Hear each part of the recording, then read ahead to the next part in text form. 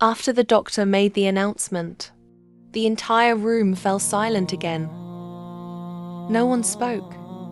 No one even looked at each other. Ashman didn't react immediately. He just stood there for a few seconds staring blankly at the doctor, as if he hadn't heard what was said properly.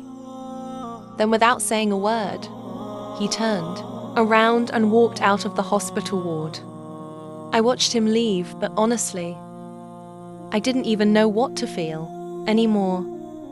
Everything was becoming too much. Too many secrets.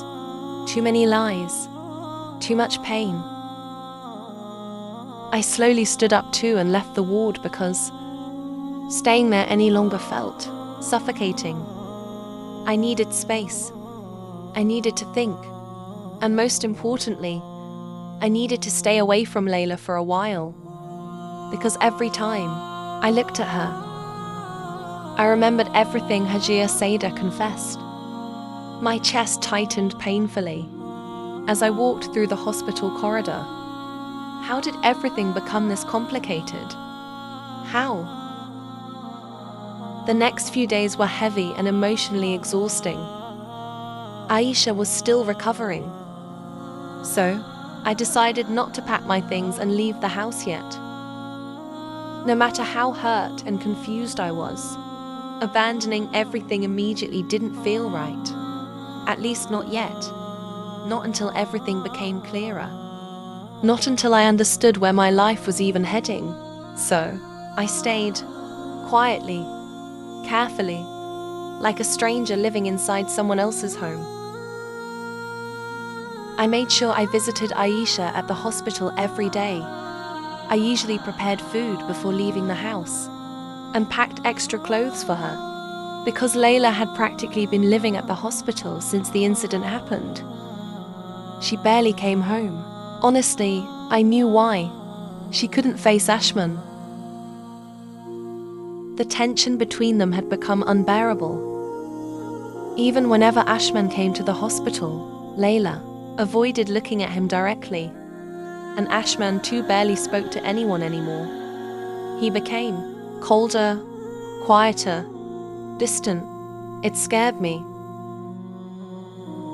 A whole week passed before Aisha was finally discharged from the hospital. And during that entire week, the tension between everyone only grew heavier. Nobody truly spoke to each other unless it was necessary. The house no longer felt like a home. It felt like a place filled with people, carrying secrets too heavy to hide anymore. The day Aisha was discharged, we all returned home quietly.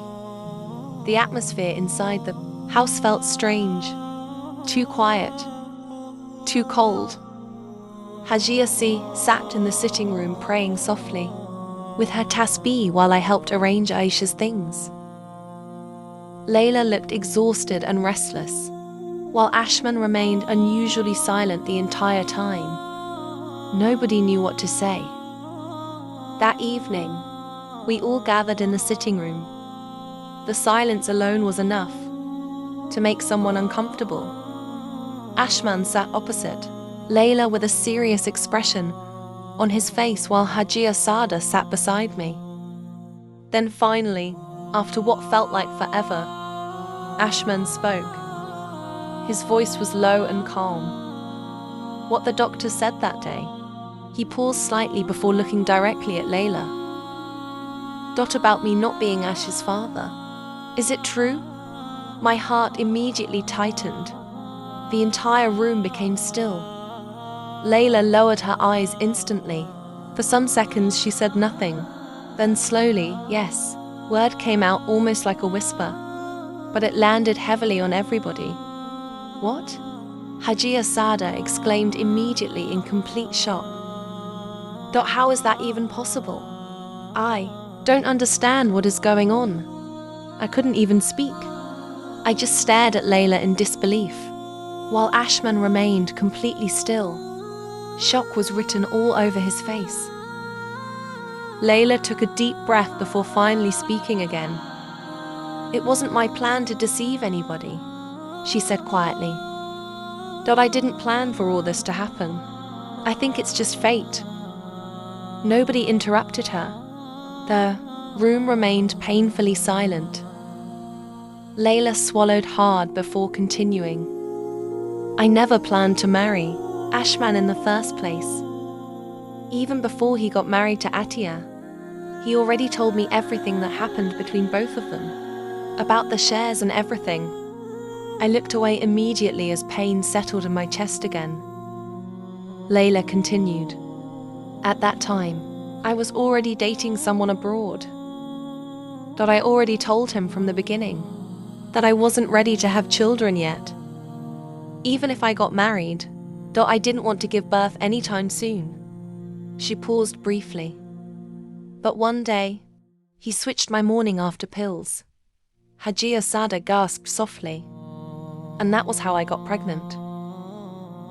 The room became even quieter. Layla's eyes looked distant as she continued speaking.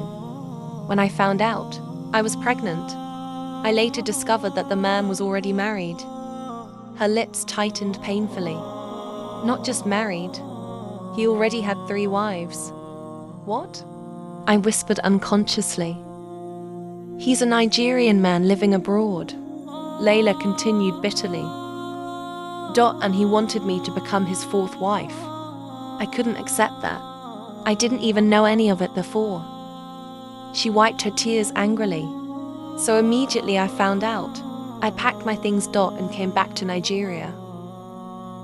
Ashman remained silent the entire time. Not a single word. Not even movement. Layla looked at him briefly before looking down again. I had nobody else here. My parents are dead. I was completely alone. Her voice cracked slightly. Ashman was the only person I had left in Nigeria. Silence.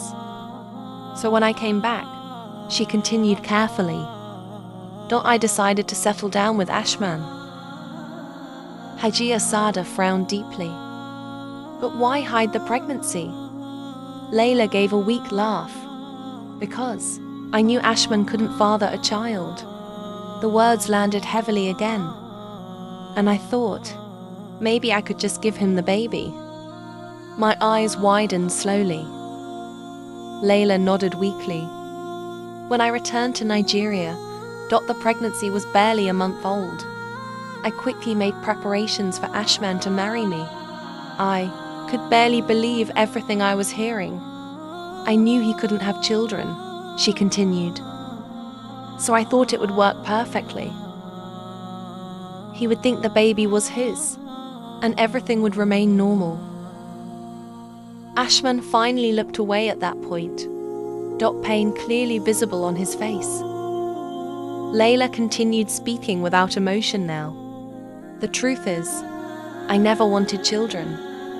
I still don't, Hajia. Sadai looked completely shocked. That's why I was always leaving Aisha with Atiya. Layla admitted coldly. I'm not built for this kind of life. I don't like stress. I don't like responsibilities. Double quotes. Tears gathered in my eyes immediately, as I remembered all the moments Aisha spent with me. Layla sighed tiredly. Even when I told Ashman I would stay with him no matter what, I lied. The room went still again. I was only after comfort. Ashman slowly lifted his eyes to her. Layla continued anyway. Ashman has money. A lot of money. And since he couldn't have children, I felt it was perfect for me because I never wanted to give birth and become tied down with responsibilities. Her voice remained emotionless now. All I wanted was to enjoy my life peacefully. Nobody spoke after that. Nobody moved. The entire sitting room became painfully tense. Hajia Sada looked completely speechless. I sat there frozen in shock. And Ashman simply stared at Layla, like he no longer recognized the woman sitting in front of him. The silence that followed felt heavier than words themselves, and for the first time since everything started, nobody knew what would happen next.